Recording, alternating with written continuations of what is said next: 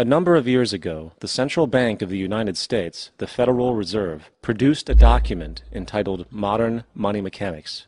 This publication detailed the institutionalized practice of money creation as utilized by the Federal Reserve and the web of global commercial banks it supports. On the opening page, the document states its objective.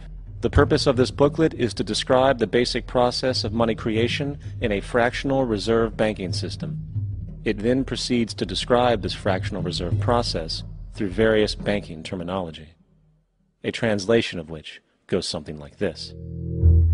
The United States government decides it needs some money, so it calls up the Federal Reserve and requests, say, $10 billion. The Fed replies, saying, sure, we'll buy $10 billion in government bonds from you. So the government takes some pieces of paper, paints some official-looking designs on them, and calls them treasury bonds. Then it puts a value on these bonds to the sum of $10 billion and sends them over to the Fed. In turn, the people at the Fed draw up a bunch of impressive pieces of paper themselves, only this time calling them Federal Reserve notes, also designating a value of $10 billion to the set. The Fed then takes these notes and trades them for the bonds. Once this exchange is complete, the government then takes the $10 billion in Federal Reserve notes and deposits it into a bank account. And upon this deposit, the paper notes officially become legal tender money, adding $10 billion to the U.S. money supply. And there it is. $10 billion in new money has been created. Of course, this example is a generalization, for, in reality, this transaction would occur electronically, with no paper used at all. In fact, only 3% of the U.S. money supply exists in physical currency. The other 97% essentially exists in computers alone. Now, government bonds are, by design, instruments of debt. And when the Fed purchases these bonds, with money it essentially created out of thin air, the government is actually promising to pay back that money to the Fed. In other words, the money was created out of debt. This mind-numbing paradox of how money or value can be created out of debt or a liability will become more clear as we further this exercise. So, the exchange has been made and now $10 billion sits in a commercial bank account. Here's where it gets really interesting. For as based on the fractional reserve practice, that $10 billion deposit instantly becomes part of the bank's reserves, just as all deposits do. And regarding reserve requirements, as stated in Modern Money Mechanics, a bank must maintain legally required reserves equal to a prescribed percentage of its deposits. It then quantifies this by stating, under current regulations, the reserve requirement against most transaction accounts is 10%.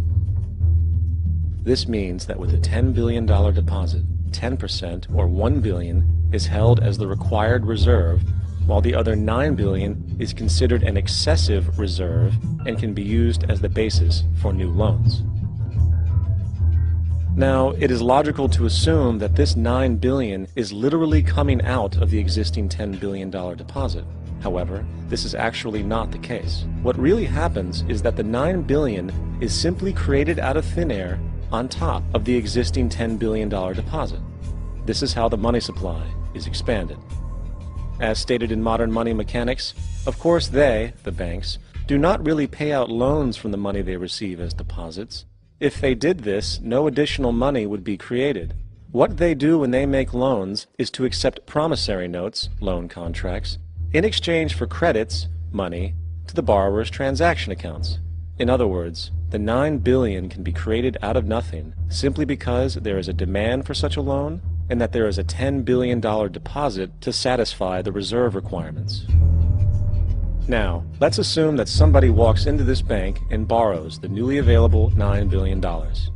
They will then most likely take that money and deposit it into their own bank account. The process then repeats, for that deposit becomes part of the bank's reserves. 10% is isolated, and in turn 90% of the $9 billion, or $8.1 billion, is now available as newly created money for more loans. And, of course, that 8.1 can be loaned out and redeposited, creating an additional 7.2 billion, to 6.5 billion, to 5.9 billion, etc. This deposit money creation loan cycle can technically go on to infinity.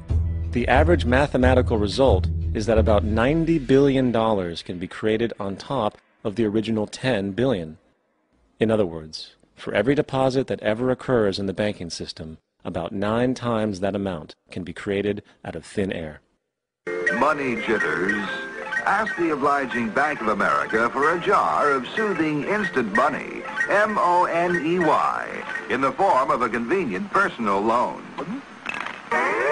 So, now that we understand how money is created by this fractional reserve banking system, a logical yet elusive question might come to mind. What is actually giving this newly created money value? The answer? The money that already exists. The new money essentially steals value from the existing money supply. For the total pool of money is being increased irrespective to demand for goods and services. And as supply and demand finds equilibrium, prices rise, diminishing the purchasing power of each individual dollar.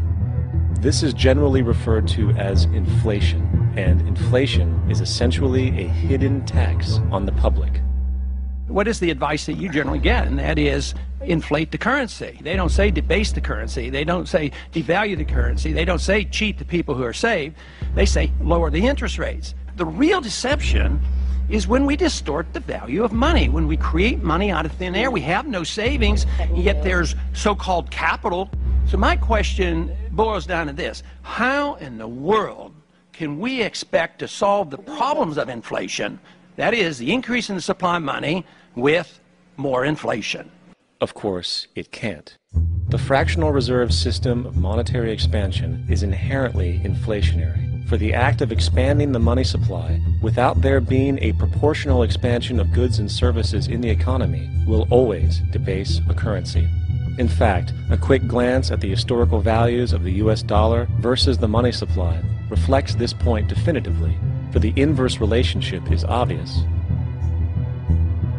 $1 in 1913 required $21.60 in 2007 to match value. That is a 96% devaluation since the Federal Reserve came into existence. Now, if this reality of inherent and perpetual inflation seems absurd and economically self-defeating, hold that thought, for absurdity is an understatement in regard to how our financial system really operates.